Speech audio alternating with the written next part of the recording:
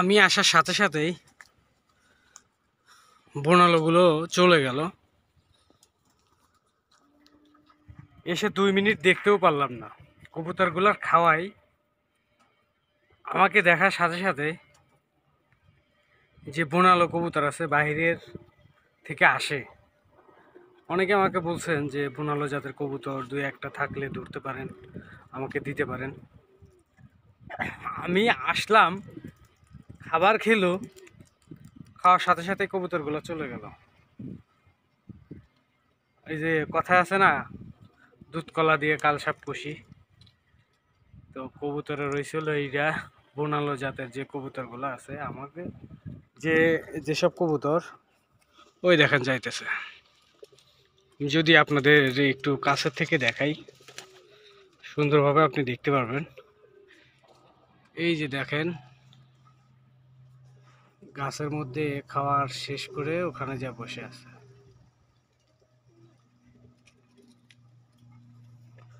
তো খাবার খাওয়াও শেষ, আর ওনারা আমাকে দেখেই চলে গেল। এই দিক থেকে একবারে চলে গেছে। তো যাই হোক, কবুতরগুলা যখন ভালোবাসি তখন সব কিছুই ভালোবাসতে হবে, কবুতরগুলোকে দেখভাল করতে হবে। সেটা বর্ণালো জাতের কবুতর হোক বা আমার এখানে যেগুলা কবুতর আছে সেগুলাই হোক, সব কবুতরকেই খাবার দিতে হবে।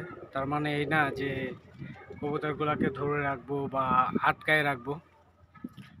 কবুতরগুলো আসে,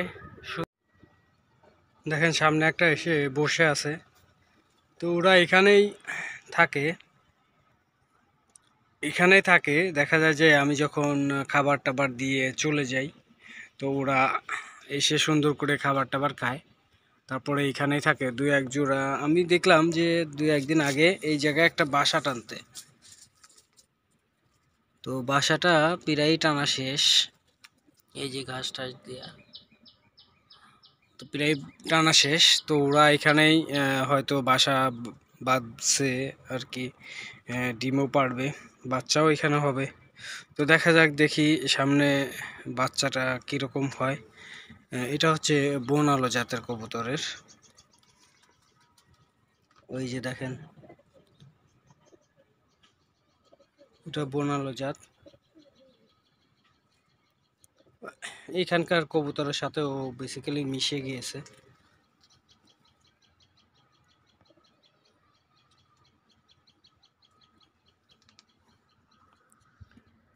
আসলে আমরা যখন কবুতরকে ভালোবাসি, আসলেও কবুতরের সাথেই থাকার চেষ্টা করি, বা কবুতরকে কোনটা প্রয়োজন সেটা দেওয়ার চেষ্টা করি।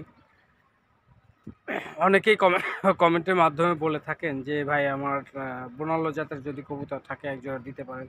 আসলে এখানে বনালো জাতের কবুতর এখানে আছে, অনেকগুলো আসে। তো সেরকম ধরে রাখা হয় না। আসলেও ধরে রাখাটা আমার কাছে কীরকম যেন লাগে আর কি। তো মুক্ত আকাশে উড়ে যায় সেটাই বেটার। এই জন্য কোনো কবুতরকে আমরা এখানে ধরে রাখি না, খোলা আকাশে ছেড়ে দিয়ে রাখি।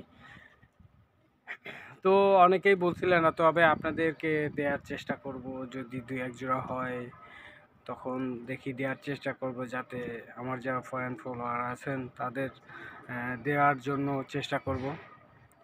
তো আপনারা যারা আমার এই ভিডিওগুলো দেখে থাকেন তাদের প্রতি এবং ভালোবাসা জানাই, এবং দোয়া প্রার্থনা করি যেন সবসময় ভালো থাকেন এবং সুস্থ থাকেন, এবং নতুন নতুন জিনিস নিয়ে আপনারা কাজ শুরু করতে পারেন, বেকার বসে না থেকে।